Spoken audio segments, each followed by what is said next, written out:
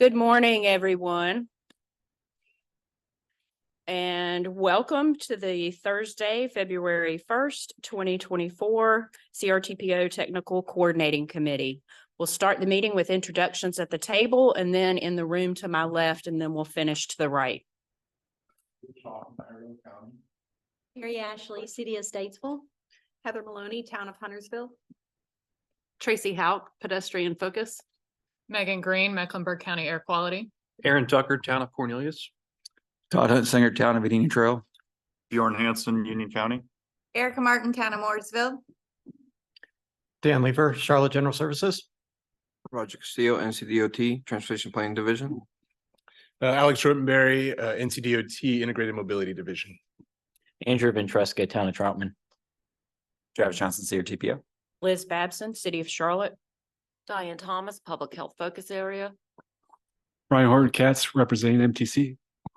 Justin Russell, Town of Stallings. Anita Paniker, NCDOT Division 12. James Kelly, Town of Waxhaw. Andrew Golden, Town of Davidson. Gwen Cook, Greenway Focus Area. Catherine Mahoney, Charlotte Planning, Design and Development. Sean Epperson, NCDOT Division 10. Dana Sujanki, Town of Matthews. Steve Fry, Town of Mint Hill. David B, Town of Huntersville. Neil Burke, CRTPO. Loretta Barron, Federal Highway Administration. Bob Cook, CRTPO. Aaron Pratt, CDOT. Peter Ski, CRTPO. Joanna Quinn, CDOT. Sabrina Kosherik, RS&H. Kendall Plant, CRTPO. Tori Williams, CDOT. Mike Kettleman, CDOT. Scott Miller, NCDOT. David Van, 50. Warren Cooksey, Turnpike Authority. Chris Bridges, CRTPO. Jennifer Stafford. Royal Leonard, CRTPO. All right, thank you, everyone, and welcome again. Our first item is to adopt today's agenda. May I have a motion? And a second? All those in favor say aye. Aye. Any opposed? That carries unanimously. Thank you. Next is our consent agenda. May I have a motion to approve the January 4th, 2024 TCC minutes and the 2024-2033 TIP amendments? May I have a second? Second. All those in favor say aye. Aye. Any opposed? That also carries unanimously. Moving into our first and only business item for today, we're going to have a presentation from Andrew Ventresca on the CRTPO discretionary funds project call and the resulting recommended projects.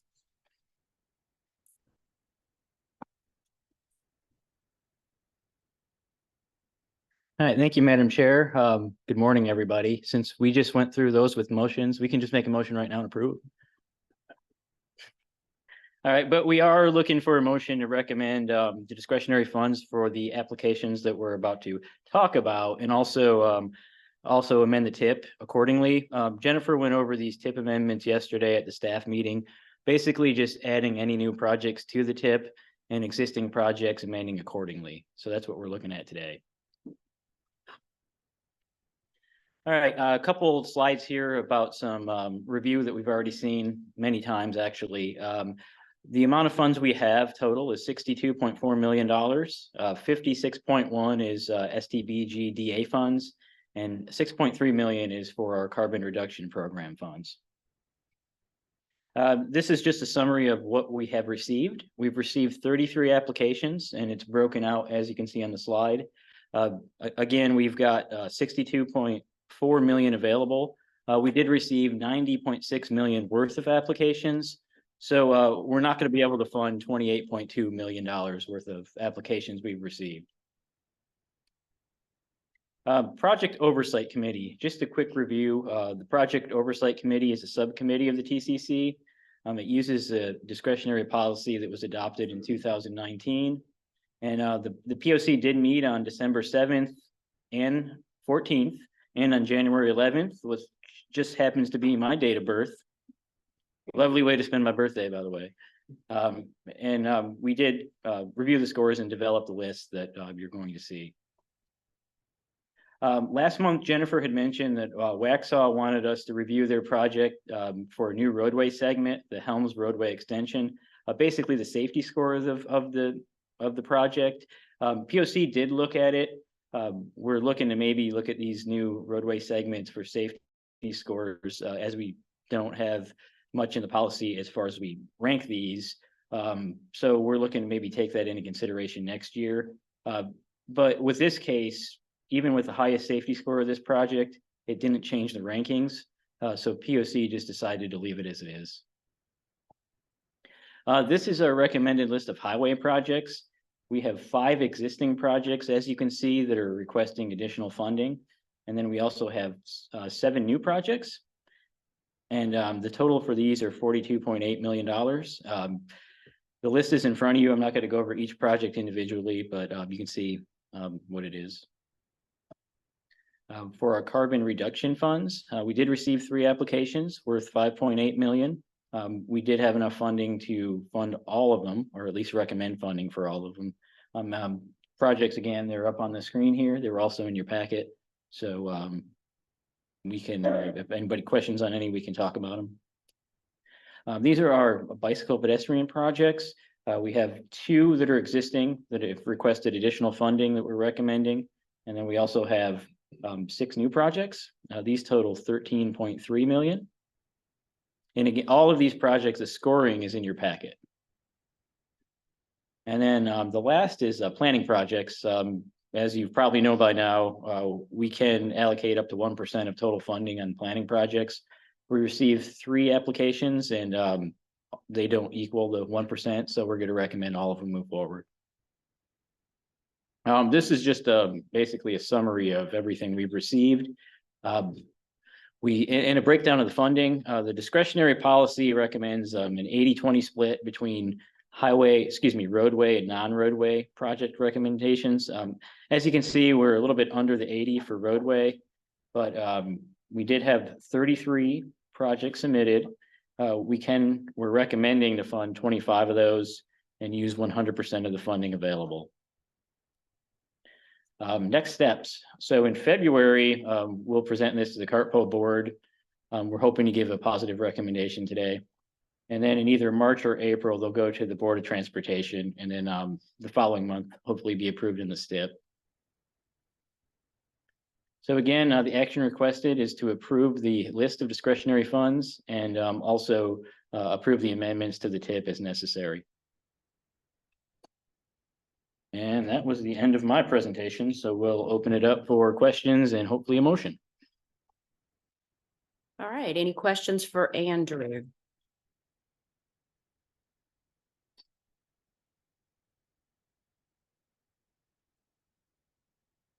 Okay, you got off lucky. That means you did good work and the team.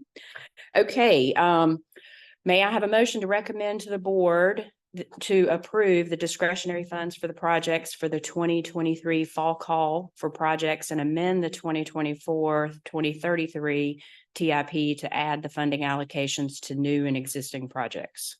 So moved. Thank you. And a second. Thank you. All those in favor say, or any further discussion on this item? All right. All those in favor say aye. Aye. Any opposed? That carries unanimously. And again, thank you, Andrew, and the entire POC team. As I've mentioned before, these guys do a tremendous amount of work throughout the year outside of this meeting in order to evaluate projects that folks submit for consideration. And so we appreciate all that effort. All right, who is next? Mr. Cook. Bob Cook is going to give us an update on the draft FY25 UPWP. Thank you, Liz. Good morning, everyone. This will be a bit of a repeat for those of you who were participating in the staff meeting yesterday, and I'll go through this quickly. One quick update, by the way, I was able to finally get out to you the spreadsheet. It was sent out in an email this morning, so it should be in your inbox. Had some technology issues which prevented me from getting it out yesterday. So this is the summary of our funding. You've seen this several times before. One issue that we did raise yesterday was that matter of the shortfall of PL funds, and increasing our DA drawdown to make up for that shortfall. We still have that $360,900 shown there on the slide. As I mentioned yesterday, that may be changing to be reduced. So that's good news, but we're still working on that. But for now, we're keeping that 360,900 as the placeholder, but again, might be changing. Section 5303 allocations have not changed. You saw these at the January meeting. These are pretty steady at this point based upon the applications we received from the providers and others. So and we're able to fund everything, all the requests that we received for section 5303 funding. In terms of the discretionary grant program and the planning studies, Andrew just went over these. You just recommended that the board approve these 3 projects. We will assume that they will as well and keep these in the work program for ultimate adoption.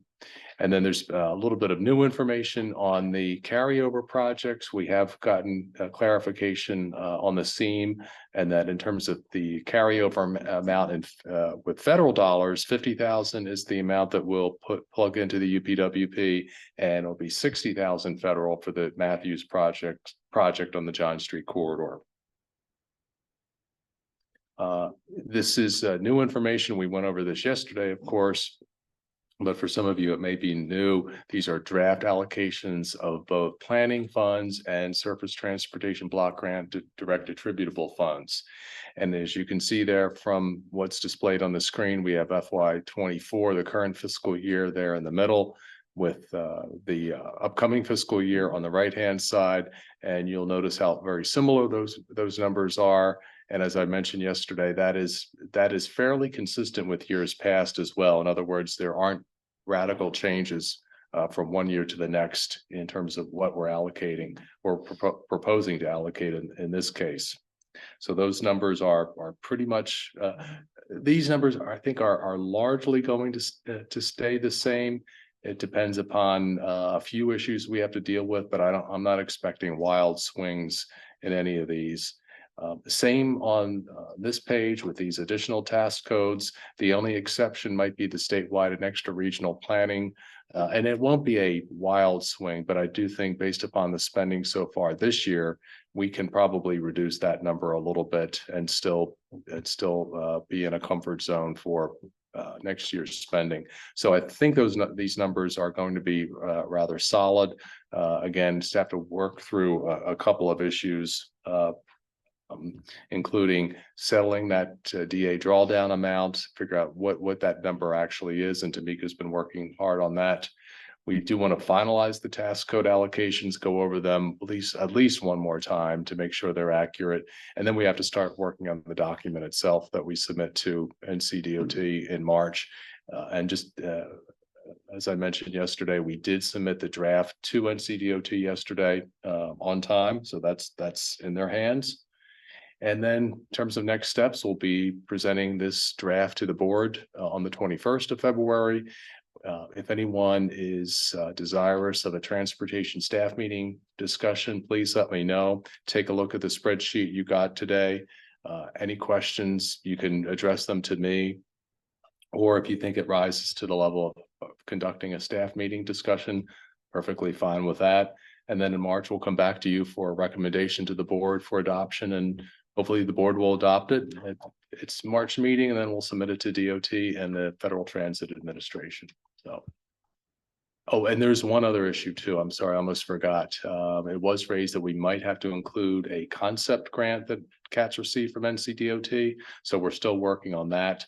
It's not something that the MPO will be actively involved with, but if it's that money is being used for transportation planning activities, we do have to show it in the document, much like the transit oriented development grant that's shown in there. So any questions on the draft 25 UPWP?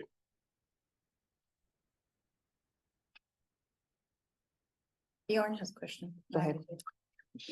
This is something I brought up at the TCC last month and the staff meeting yesterday, which is that I would want to see the opportunity cost of what happens if we don't do these funds.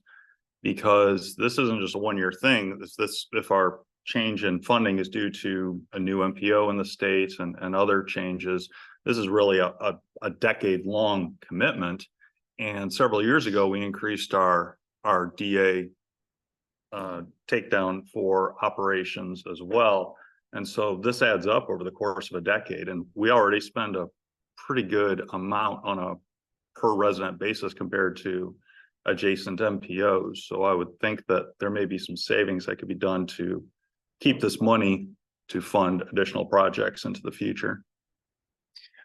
And and Roger, I think maybe one thing that we can do is to sit down and see about what Transportation Planning Division sees as maybe the next 10 years or to the next census, in terms of what that means with the base allocation for planning funds, and maybe get a better handle on that to see what that might look like. I'm suspecting, though, that with the urban area, it's once you get that urban area number and we have a new MPO in the state, things stay the same because it's the allocation is based upon the urban area population, and that doesn't get adjusted except for every census. So, but I think it still might be helpful to talk about that to see what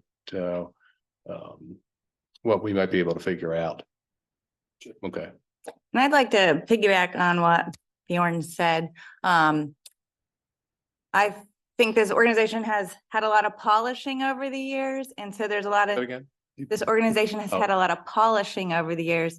And so there's staff members that are now part of CRTPO, and I honestly don't know what they're doing. So it's hard to justify to my board this gap and this continued gap that might happen. So I'd encourage y'all to, maybe, when there are shorter meetings like this, have your staff members come and say what they're doing. And sort of on a related front, the POC, for example, I know there's staff involved with that. I didn't realize until very recently when Mooresville got booted off that committee, that is not a committee that this board recommends and decides on. That is picked out by the chair and vice chair. And so that's fine, but there's just a lot of updates and activities that are happening that I feel like I don't know about. And the Wednesday meetings, I've asked that, a poll go out to see if there can be another date and time. I just feel like this organization is getting a little stagnant in all this polishing. I, for one, would like to be more educated on what's happening, and I have not been able to make these Wednesday meetings. So just putting that out there for us. What do you mean by polishing? So when CRTPO was first created, I mean, all of us as staff were pitching in to do some of the work because there was very little staff at CRTPO. Like the bike ped committee, we spent hours going through the applications for the discretionary funding and fighting over how that money would be used. There wasn't a policy, there wasn't real scoring. We're figuring it all out, and we're figuring out together. And so there was a lot more involvement from the people around the table. Now we come and get these updates, but there's still a lot of work that's happening, and a lot of it I think is happening by your staff, but I don't know about it anymore.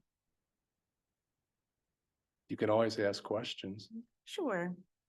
And I have been, but I just think it would be a benefit to the people around this table to also know.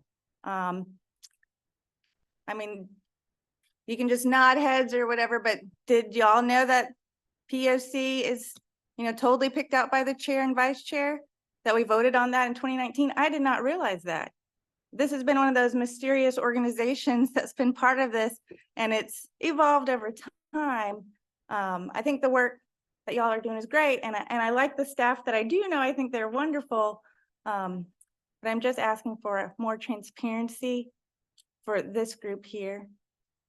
I think you need to elaborate on that, and maybe today isn't the time to do it, but by suggesting that we need more transparency is suggesting that we aren't transparent, and I would argue that we are very transparent in what we do. Okay. But I'd like you to tell us exactly what you want. And maybe this isn't the venue to do something like that. Maybe a phone call would be helpful to tell us, and we can respond to that and see where we need to make some changes. Okay, will do. POC, is it still, I mean, even though it was appointed by the chair and vice chair, if somebody has interest and wants to be on the POC, all you have to do is talk to the chair and vice chair, and if there's an opportunity, I mean, that's the way it used to be. Is it still that way? Yes, that is that way. And, that sometimes we have more interest in the POC than there's slots available on the POC. A POC term is 2 years. No member can serve more than 3 consecutive 2-year terms. I will say Mooresville was not booted off the POC. Mooresville had membership from 2018 till just this January. It just happened this year. Nobody from Mooresville was appointed to be on the POC. Representation of the areas. That's one thing that we look into. We just look into the list and discuss about who's going to be appointed to the next terms. Well, certainly more or somebody else could say, I want to be considered. That's right. Mhm. And we did say that, and we didn't get on, and I think it's great. I think other people should be able to be on POC, but I didn't realize until recently that there's no rotation or real process, that it is just the discretion of the chair and vice chair. Eric, if I may, please wink at me or something if I get out of place. But having been here for 9 years, it's like drinking from a fire hose, the CRTPO process and the various pots of money. So maybe what I think you might be hinting at is it's hard to bring back and be an expert to our boards if they were to raise a question of, well, why is there an overrun? And on the flip side of that coin, Bob, you guys, your staff has always been more than helpful to me when I ask what I feel like are stupid questions. But I look around and I see a lot of young faces or young term faces here, and it's intimidating to speak up. I had to flip a coin in my head to push this button even to say this and to ask those kind of questions on the mic. So maybe that's what's contributing to the confusion, for lack of a better word, over there. I don't think there's any non-transparency. If anything, you guys are over transparent sometimes. We've been accused of that on the UPWP, for example. Yeah, just thought I could help. Thanks, Steve. No, I will say I appreciate you can help because I do this process for me. A lot of things, so I don't think anything said it or organized. I don't know more. But Rouse, how we figure it out, we again ask that question for coincidence. Excuse me, would you mind turning the mic on? Oh, sorry. No, I just said, I appreciate you reaching out and speaking, and because a lot of times I feel like I don't know what's going on, but again, the meetings, a lot of repetitive information, which is good. And then of course staff is available and I've reached out to staff many times, and I know you have too. So Yeah. I just like the fact that you spoke a little bit. I appreciate it. Yeah, I guess that's part of it. Like, I miss this group talking, and I don't know, maybe I'm becoming the new Bill Cox or Norman Steinman, taking over that role, but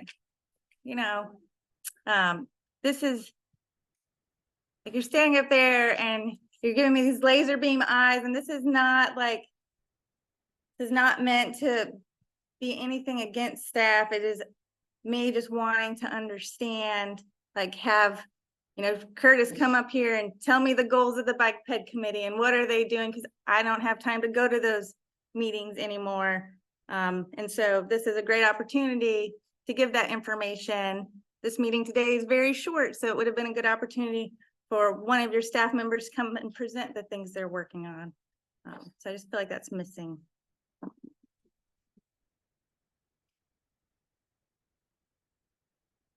Any other questions or comments?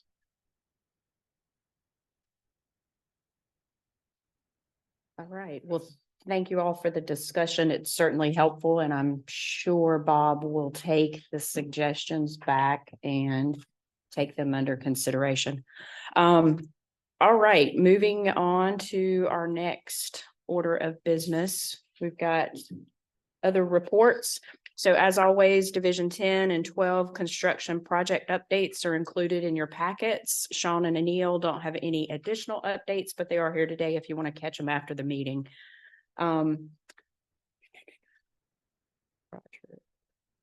that no, or Roger, do you have an update? I mean, I could mention, I don't have too much of an update, but if y'all are interested, the NCDOT Moby Awards, the deadline for that is March 1st. Just to give you a little bit more background about what it is, but the Moby Awards is to kind of help raise the profile of multimodal projects and the impact they have on their communities. So the entries for these should include projects that serve 2 or more modes of travel, which includes roads, but they can include bike, ped, transit, ferries, aviation, all of that. But entries will be judged on 6 categories: rural, suburban, urban, large urban, innovation, and whichever one was most voted. So if you want to learn more about this, you can Google NCDOT Moby, and it should be on the NCDOT website. Again, the deadline for that is March 1st for the application of that. And if you have any questions, just feel free to reach out to me. Thank you. All right, thank you. I had Alex. a quick question Oh, about I'm that. sorry. Go ahead. Thanks. Could you just send out a link to all of us so that we don't have to try to figure out NCDOT's website? For sure. Yeah. All right, Alex. Thank you. A couple of quick things. The IMD quarterly webinar is ongoing right now. So since we're all unable to attend it, I thought I'd give a couple of the important dates that are going to be announced today in terms of a couple of the programs that we have that are reoccurring. The first one is the Children's Bicycle Helmet Initiative that we have that's ongoing. I wanted to thank Travis for sending out a special email on behalf of that, because that wasn't actually announced until after the last month's TCC meeting. And so the deadline is rapidly approaching. It's on February the 9th.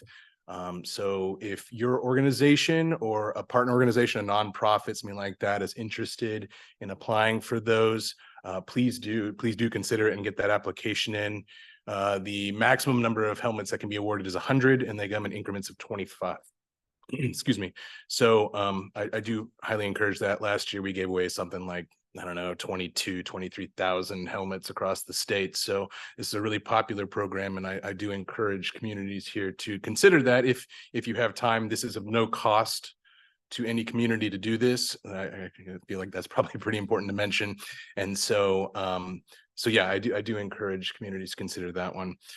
2 other things. One is the this will be for 2025 technically, but the call for in 2024 for our multimodal planning grants. Those are the studies that we do with communities, so they can do either a standalone pedestrian, a standalone bicycle, or a joint bicycle pedestrian plan.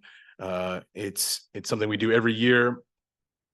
Communities, pay, it's almost like a federal match, though it's not. And so smaller communities would pay a 10% match. Larger communities might pay up to, like, City of Raleigh and Fayetteville both were awarded one last year. And so they paid up to 50% for that. So the match varies, but those are usually fairly inexpensive plans that I know several of the communities in here I've worked with personally have done those. And so if you all are interested, the call for applications will begin on February the 12th. And will end on March the 25th. And so it has to go through a committee to select them. The Board of Transportation needs to approve them. So, and then the award notice we anticipate will be in June of 2024 to begin in 2025. So finally can announce that. And the last thing is we have a transportation demand management grant that we also do. So that's a little bit of transit, a little bit of bike ped, thinking about alternative commute patterns and things like that. A couple of awardees in this area, Central Lina and Sustain Charlotte and the City of Charlotte, have all been past recipients in this area. But if you are interested in something like that, we anticipate, this is a more tentative date, but we anticipate that the application for that will begin on February the 23rd and end on the 29th of March. So slightly over a month for applications on that, and a similar awarding later in the year after the BOT meets and things like that. So just wanted to let you all know about those dates, and I appreciate it very much. Thank you. All right, thank you, Alex. Okay. Next update is Curtis with Bike and Ped Work Group.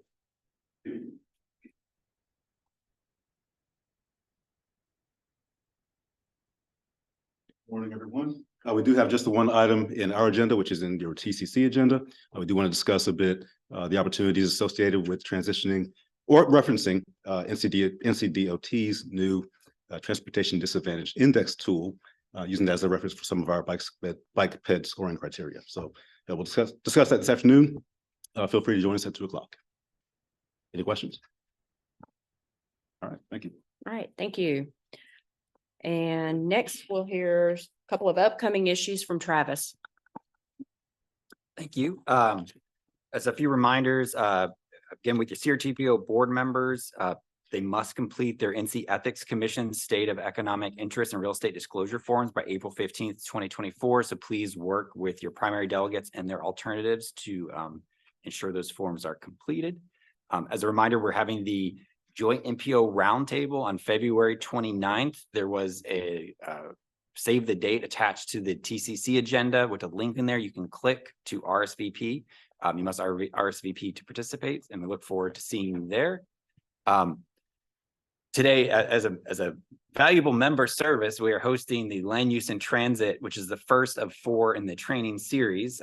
If you were unable to join today's session in the agenda packet, again, there is a link to sign up for the remaining 3. These will be held after the TCC meeting, again, to add you a benefit and to help you have more of a reason to stay for first Thursday. The next meeting dates for those will be March, May, and June.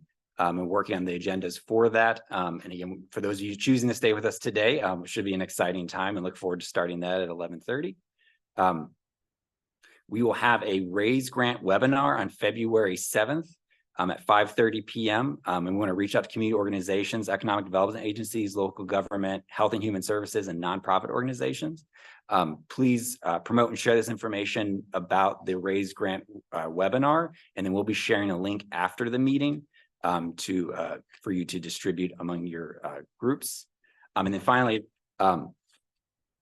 whenever we have new members join, we always offer a CRTPO 101 meeting. And if at any point, if anyone feels like they need a quick refresher or would like to meet again, we're more than willing to come to your jurisdiction. We'll come and meet with you and your staff. We'll come to your board presentations.